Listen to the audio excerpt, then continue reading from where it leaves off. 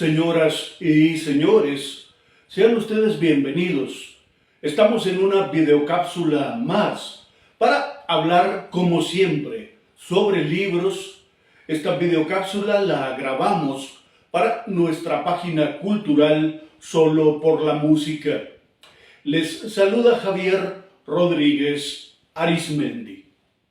Hoy quiero hablar con ustedes acerca de José Saramago, este extraordinario escritor, ensayista, novelista, poeta de origen portugués.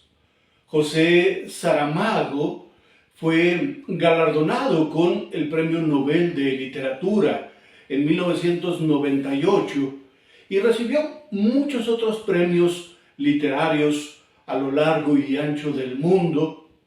Pero además, Saramago fue, sin duda alguna, la conciencia del mundo occidental a finales del siglo XX y en los albores del siglo XXI. Saramago utilizó la literatura como vehículo de expresión para denunciar las desigualdades económicas, las injusticias sociales, los atropellos del poder que en el mundo suceden.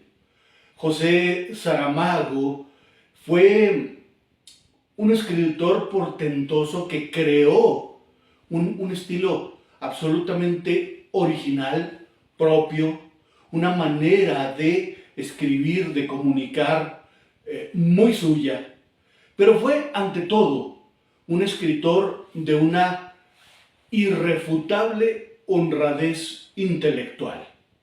José Saramago nació, como dije, en Portugal en 1922 y murió en la isla de Lanzarote, en España, en 2010. Elegí algunos libros que me gustan de José Saramago, algunos libros que he disfrutado mucho a lo largo de los últimos 25 años. Y seguramente no me alcanza el tiempo de esta cápsula para comentarlos todos, pero haré un esfuerzo de síntesis, que no se me da mucho, por cierto, pero haré un esfuerzo de sintetizar para hablarles, cuando menos, de algunas de las obras fundamentales de este fundamental escritor portugués, de este escritor universal, que fue don José Saramago. Tengo, por ejemplo, esta novela, La Caverna. La Caverna es la historia de Cipriano Algor, un alfarero y su familia, y cómo la irrupción de un gran centro comercial, la irrupción de un gigantesco supermercado, un mall, como decimos ahora, deja sin trabajo, deja sin posibilidades de sustento a Cipriano Algor y a su familia. Sus vasijas hechas de barro no se venden más porque han sido sustituidas por vasijas de plástico más baratas y más durables que se venden en aquel supermercado. Así que esta novela, La Caverna, nos cuenta la lucha de Cipriano Algor y de su familia para sobrevivir en un mundo que está cambiando, en un mundo donde el capital, donde las grandes marcas, donde los grandes centros comerciales arrinconan a los pequeños productores, a los alfareros, a la gente humilde que produce con sus manos artículos que no resultan más atractivos para un mercado que busca lo más barato, lo más durable, lo hecho en serie. Esta es una novela excelente donde el centro comercial, el mall, se convierte en un protagonista fundamental. Decía José Saramago que los centros comerciales, los grandes centros comerciales de nuestros días, son el equivalente a las cavernas de los hombres de la antigüedad. Porque si afuera hace frío, el centro comercial tiene calefacción central. Porque si afuera el calor es abrasador, dentro del centro comercial hay sistemas de refrigeración que mantienen una temperatura ideal. Porque si afuera predomina el desorden, dentro del centro comercial lo que predomina es el orden, la limpieza, la pulcritud. Porque si en las calles lo que predomina es la violencia, el robo, el asalto, el asesinato, en los centros comerciales lo que priva es la seguridad. Cámaras filmándolo todo, guardias de seguridad por todas partes, los más modernos sistemas de vigilancia. Entonces, los centros comerciales son hoy lugar de reunión para mucha gente desvalida, pero sobre todo también para mucha gente solitaria, gente que vive sola en pequeños apartamentos y que va a los centros comerciales en busca de un poco de compañía, aunque sea indirecta. Por eso el centro comercial en esta novela ocupa un lugar fundamental a la hora de contar la historia de la familia Algor. Así que esta es una novela muy recomendable, La Caverna, de José Saramago. Luego, tengo esta novela de José Saramago que es de mis predilectas. Es una de mis novelas favoritas de este autor y de mis novelas favoritas en general. Me refiero a El viaje del elefante. Esta es la portada. El viaje del elefante cuenta una historia que realmente sucedió. Podríamos decir que esta es una novela sin ficción o una non-fiction novel, como dicen los estadounidenses. Esta novela nos cuenta la historia de un elefante que es regalado a un importantísimo hombre de gobierno austriaco por parte de un rey portugués. A ver, trataré de explicarme de mejor manera. El rey portugués Juan III, por allá de 1551, decide regalar a su primo, el archiduque de Austria, un elefante. Regalarle este elefante como una forma de estrechar los lazos, los vínculos políticos entre Portugal y Austria. Y bueno, la novela nos cuenta la historia de Salomón. Salomón es el elefante elegido como regalo. Y nos cuenta también la historia del cornaca, el cornaca de Salomón, que si no les suena la palabra cornaca, no se preocupen, tampoco yo la conocía hasta que leí esta novela de Saramago. Resulta que un cornaca es en la India el hombre encargado de educar y de dirigir a un elefante. Es, digamos, una especie de domador, es una especie de guía que va llevando al elefante por donde es necesario que la bestia camine. Entonces, bueno, es el cornaca, es Salomón el elefante, que emprenden al lado de soldados, funcionarios diplomáticos, sirvientes, una importantísima cantidad de bueyes que van tirando carros en los que se transporta el alimento y el agua para el elefante. En fin, el elefante Salomón, su cornaca y todo este séquito de sirvientes de la corona portuguesa emprenden un viaje que empieza en Lisboa, que atraviesa buena parte de Portugal, que atraviesa España que atraviesa Italia y que luego tiene que atravesar los Alpes austriacos hasta poder llegar a la ciudad de Viena, lugar donde el elefante será recibido como un importantísimo regalo, como una importantísima posibilidad de vínculo político, como ya dije, entre Austria y Portugal. Y bueno, lo que José Saramago hace, pues es contarnos cómo se desarrolla ese viaje fantástico del elefante Salomón, de su cornaca y de todos los soldados y sirvientes que van en la comitiva. Y deben atravesar zonas desérticas, abrasadas por un sol que quema, por un calor asfixiante.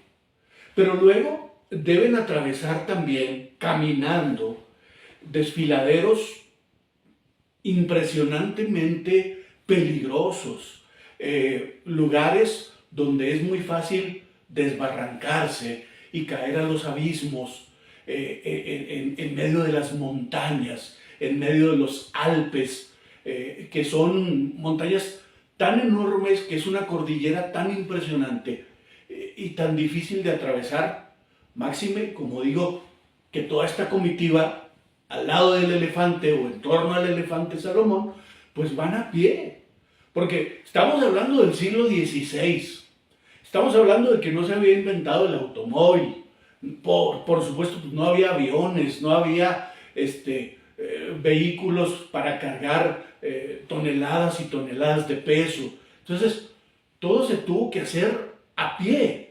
El viaje del elefante comienza en Lisboa, pasa por Portugal, buena parte del país cuando menos, pasa por España, pasa por Italia, tiene que cruzar parte de Austria hasta llegar a Viena. Y entonces vamos conociendo ahí, digamos, un personaje maravilloso, un personaje de una inteligencia sobrecogedora, de una nobleza y de una ternura tremendamente conmovedoras, que es el elefante Salomón.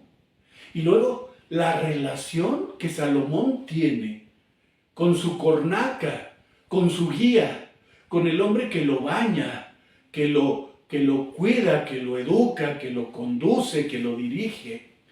Y a través de este viaje del elefante, José Saramago nos va mostrando también los entresijos de la condición humana.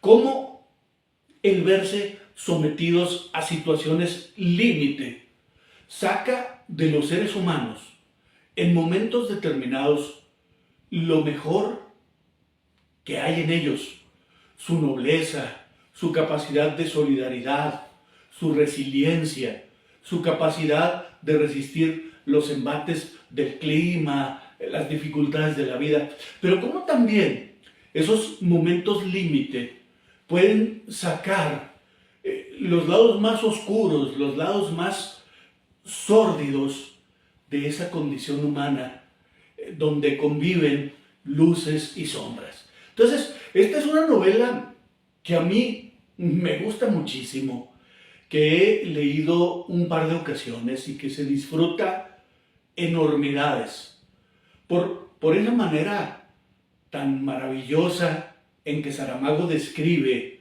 paisajes, personas, situaciones, por esa manera excelente en que Saramago construía sus personajes tan llenos de humanidad, tan entrañables, tan creíbles, tan verosímiles, pero también porque la historia es de veras cautivadora.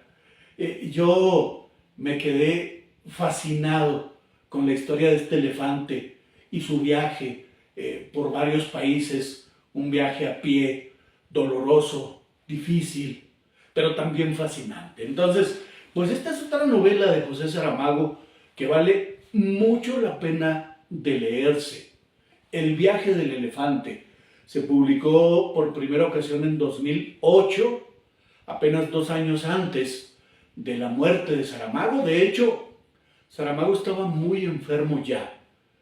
Cuando, digamos, recuperó un poco de fuerza, cuando pudo su salud mejorar, cuando menos relativamente, Saramago apenas tuvo fuerzas y empezó a escribir esta novela fascinante que felizmente terminó, que felizmente concluyó y que nos entregó para deleitarnos con su creación literaria, pero también para contarnos este hecho histórico, el regalo de este elefante y su viaje fascinante por varios países de la Europa del siglo XVI.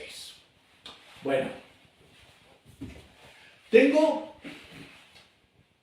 otra novela de José Saramago que me gusta mucho. Se llama Historia del Cerco de Lisboa.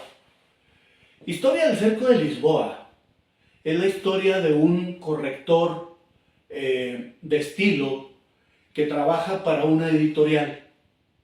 A este corrector de estilo le encargan precisamente corregir las pruebas para un libro sobre historia de las cruzadas que está en vías de ser publicado. Y entonces, donde debe ir un sí, este corrector de estilo se pregunta, ¿y qué pasaría si en lugar del sí hubiese un no? Concretamente, el libro que este hombre está revisando para su posterior publicación es un libro que hablará sobre las cruzadas en Portugal y cómo el monarca portugués de aquel tiempo le dice sí a la cruzada católica y entonces el corrector de pruebas se pregunta, bueno, ¿y qué hubiese pasado si el monarca portugués, en lugar de decir sí, dice no? Y entonces vamos, por un lado, asistiendo a el episodio de la cruzada en Portugal con el apoyo del monarca. Pero luego vamos también acudiendo a qué hubiese pasado si el monarca no da su apoyo, su aval a aquel movimiento cristiano. Y luego acudimos también, digamos, a los episodios vitales de este corrector de pruebas, Raimundo, que tiene amores, que tiene desamores, que tiene soledades, que tiene fracasos, que tiene sueños. Y entonces, en un momento dado, José Saramago nos está contando en esta novela 4 historias al mismo tiempo, 4 situaciones, 4 anécdotas que están desarrollándose la una al lado de la otra y de la otra y de la otra.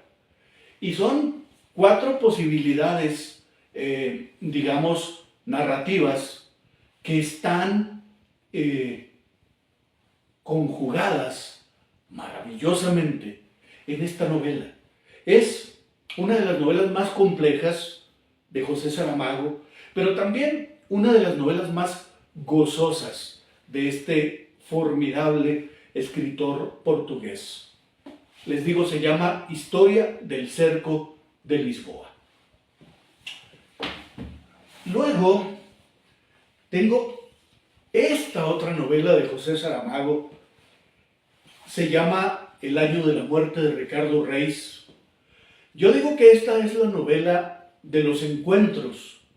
Yo digo que esta es la novela de las coincidencias. Y voy a tratar de explicar por qué digo esto. Esta fue la primera novela que se tradujo del portugués al español. Así que esta fue la primera novela con la que los hablantes del español tuvimos posibilidad de acercarnos a la creación literaria del portugués José Saramago. Así que esta novela sirvió para encontrarnos nosotros, los lectores que leemos en español, con este escritor que escribía en portugués. Pero además, esta novela fue la primera novela que tradujo del portugués al español la periodista Pilar del Río. Y resulta que Pilar del Río no solo fue la primera traductora de Saramago al español, sino que también se convirtió en su tercera y última esposa y, digamos, la encargada de cuidar el legado literario de Saramago. Así que esta novela fue el pretexto para crear un vínculo profesional y un vínculo también amoroso entre Pilar del Río y José Saramago. Pero luego hay otro encuentro feliz que esta novela posibilita. Y es que el gran poeta, el gran escritor portugués, recrea en esta obra, digamos, un episodio de la vida de otro gran poeta portugués, que no me lo van a creer, pero se me está escapando su nombre. Es, válgame, bueno, me voy a acordar en un momento. El asunto es que este otro poeta portugués tenía varios heterónimos, varios, digamos, otros nombres con otros estilos literarios en los que él mismo escribía. Y uno de sus heterónimos más famosos, pues es Ricardo Reis. Así que Ricardo Reis se encuentra en esta novela, convertido en personaje literario, con su autor, con su creador, que ofrezco disculpas porque no me puedo acordar del nombre. No me puedo, bueno, pero me voy a acordar en un momento dado y se los digo. El caso es que esta es una novela de encuentros, esta es una novela de coincidencias y es una novela memorable de José Saramago, publicada por primera ocasión en 1983. Y luego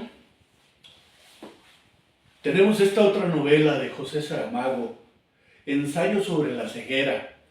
Esta obra se publicó por primera ocasión en 1994 y nos cuenta la epidemia de ceguera blanca que sufre toda una ciudad que no conocemos por nombre, que no sabemos en qué país está, pero que es una ciudad que súbitamente empieza a presentar contagios de una ceguera fulminante, de una ceguera súbita precisamente, que se transmite, que se contagia como si fuese una gripe, como si fuese el COVID. Y esta ceguera, pues obviamente va creciendo, se va convirtiendo en una epidemia. Y la epidemia de ceguera blanca, otra vez, saca o pone en situaciones límite a los personajes de Saramago. Personajes que son encerrados en un viejo manicomio abandonado, que son encerrados ahí porque están ciegos y por el temor de que contagien su ceguera a los demás.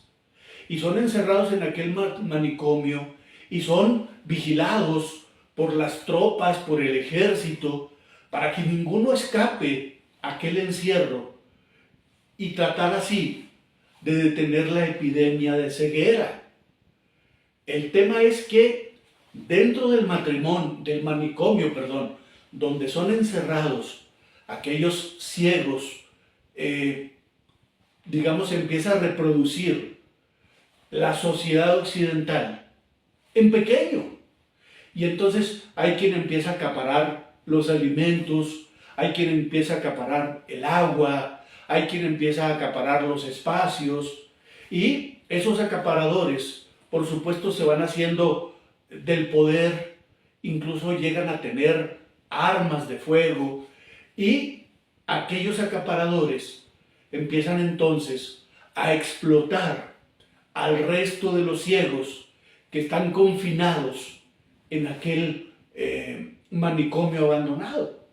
Y hay desde explotación sexual hasta formas de violencia inenarrables que se producen en el marco de esta epidemia de ceguera y en el marco también o en el contexto de aquel encierro. Esta es una novela apocalíptica, esta es una distopía que José Saramago escribió y publicó, les digo, por primera ocasión en 1994. Y está considerada como una de las 100 obras literarias más importantes de la historia. Así que, por supuesto, vale la pena que ustedes puedan echarle un ojo. Se llama Ensayo sobre la ceguera. Bueno, se está haciendo largo el video, pero a ver, trato de sintetizar. Fíjense que esta novela de José Saramago, todos los nombres, yo la leí, claro que la leí en junio de 2001, aquí tengo la fecha anotada, y me creen una cosa, no me acuerdo de nada, absolutamente no me acuerdo de nada de esta novela. Es muy raro, porque si algo me caracteriza es tener una gran memoria. Tengo una memoria muy eficiente, tengo una memoria que me ha ayudado a suplir muchas de mis, digamos, limitaciones propiciadas por mi debilidad visual. Pero esa memoria tan magnífica que tengo casi siempre, hoy me está fallando y no me acuerdo absolutamente de nada acerca de este libro. Pero si lo leí, debe estar bueno. Así que también lo recomiendo. Todos los nombres. Esta novela de José Saramago es imprescindible. El Evangelio según Jesucristo. José Saramago era ateo. Era un crítico duro, un crítico puntual, un crítico feroz, pero también inteligente, reflexivo, del cristianismo en particular y de las religiones en general. José Saramago no creía en un Dios personal que está ahí vigilándonos desde una nube, cuidándonos. Y para José Saramago, la religión o las religiones, pues eran sencillamente formas de dominación, formas de control social. Bueno, José Saramago escribió esta novela en 1991, cuando menos la publicó ese año, 1991. Esta novela es un cuestionamiento a muchos de los dogmas del catolicismo. Es un cuestionamiento también a la crucifixión de Jesús y la forma en que ésta habría ocurrido. Y desde luego es un cuestionamiento a la resurrección de Jesús. La novela es absolutamente irreverente, no apta para un fanático religioso, pero es una novela maravillosa, disfrutable. La historia de José y de María, los padres de Jesús, la historia de cómo es concebido Jesús, la historia de Herodes y su deseo de acabar con todos los niños, matar a todos los infantes para preservarse, para perpetuarse en el poder, la huida de María y de José para salvar, para preservar la vida del pequeño Jesús. Todo eso lo va contando José Saramago aquí, pero no según los cuentos bíblicos, sino según, digamos, pues una versión muy libre, muy saramaguiana. Esta novela, les digo, es un cuestionamiento muy duro, muy puntual y muy informado a muchos de los dogmas y a muchas de las creencias del cristianismo en general y del catolicismo en particular. Cuando a José Saramago le concedieron el Premio Nobel de Literatura en 1998, el Vaticano se opuso a que este premio se le entregara a Saramago, precisamente por esta novela, que el Vaticano la considera impía, que la considera irrespetuosa de la religiosidad y que la considera sobre todo una novela que afecta, digamos, sus intereses políticos y económicos, ¿cómo no? A mí me encanta esta novela de José Saramago. Hay un episodio en que Jesús es convocado a una reunión por Dios. Dios lo cita en mar abierto y el mar proceloso, el mar embravecido, en el que se embarca Jesús, o en el que entra Jesús en una pequeña embarcación, finalmente, digamos, se calma, el mar entra en calma y entonces Dios aparece en la barca de Jesús y empiezan a hablar de las razones, de los motivos para que Jesús muera, para que Jesús ofrezca su vida al cristianismo. Y hay una parte donde Jesús le dice, bueno, y si yo muero, con eso, tú, Dios, quedarás satisfecho, quedará satisfecha tu sed de sangre, tu sed de muerte, tu sed de sacrificios humanos. Y Dios le contesta, no, no, no, para nada. No, después de ti vendrán sacrificios de este. Bueno, enumera varias páginas Saramago de los sacrificios, digamos, más famosos, de las muertes, de los asesinatos más célebres que conoce la historia en nombre de Dios y en nombre del cristianismo y en nombre de la religión. Entonces, bueno, un libro delicioso, pero como ya dije, no apto para fanáticos religiosos. El Evangelio según Jesucristo. Bueno, tengo muchos otros libros, pero no puedo extenderme tanto. Un último libro. Y está lloviendo, qué maravilla, estoy escuchando la lluvia. Bueno, un último libro.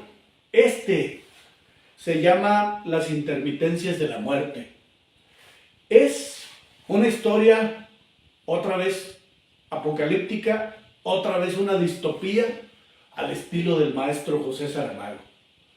La historia de un país que no tiene nombre, que no sabemos dónde está, pero en ese país, un 1 de enero, para empezar un nuevo año, la muerte deja de matar. Ya no hay muerte. Y claro, todo es celebración en el país, en el momento en que la gente se entera de que ya no tiene que morir. Pero luego de la celebración por la abolición de la muerte, viene la realidad. Y es que la gente ya no muere, pero sí sigue envejeciendo. La gente ya no muere, pero sí sufre accidentes que la dejan moribunda o mutilada o atada a una silla de ruedas o a una camilla de hospital. Y entonces los hospitales se van llenando de moribundos, de enfermos, de gente que está en una situación de crisis de salud, pero esa gente no muere. Son enfermos eternos, enfermos permanentes, que no tienen para cuándo irse. Y los hospitales se atiborran cada vez más de la gente que envejece o que está moribunda por un accidente, por un choque, por un atropellamiento. Y los hospitales atiborrados y la gente moribunda incluso en los pasillos, en camillas en cualquier lugar, y los familiares de aquellos moribundos eternos, hartos de estar cuidando a los enfermos que nunca mueren, a los moribundos que nunca terminan. Y bueno, en este país donde la muerte ha dejado de matar, pues la religión deja de ser negocio, porque ya no hay muerte, así que ya no funcionan las promesas del paraíso, de la vida eterna, ya no funcionan las amenazas del infierno, ya no funcionan las amenazas de los castigos eternos, porque